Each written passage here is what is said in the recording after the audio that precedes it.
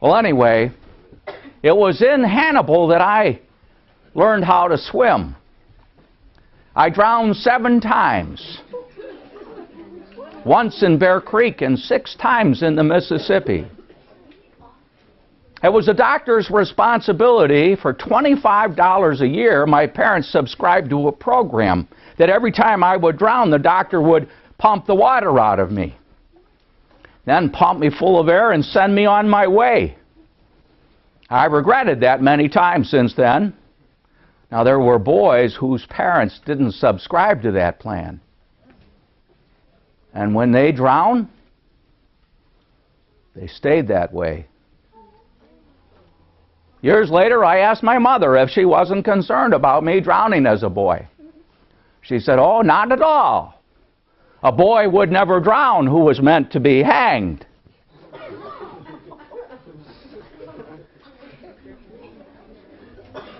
How many of you think that's true? How many of you think it's not? How many aren't sure? Okay, fair enough.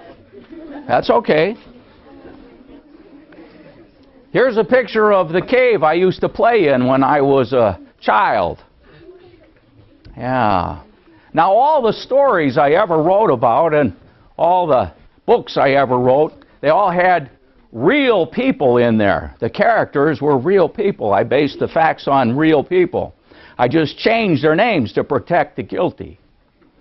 When I was about 10 or 11, I went into that cave with Becky Thatcher. Now, that wasn't her real name. Her real name was Laura, but that's another story. And I went into the parlor room. It was a large room inside that cave. And I told Becky those 3 words that every woman longs to hear. Becky, I'm lost. And I was, too. If it hadn't been for Becky, I would have died in that cave just like Injun Joe. Of course, that wasn't really a true story. He was really a nice man. But I twisted the facts to spice up the story. Nobody wants to read about a villain who's a nice man. Yeah.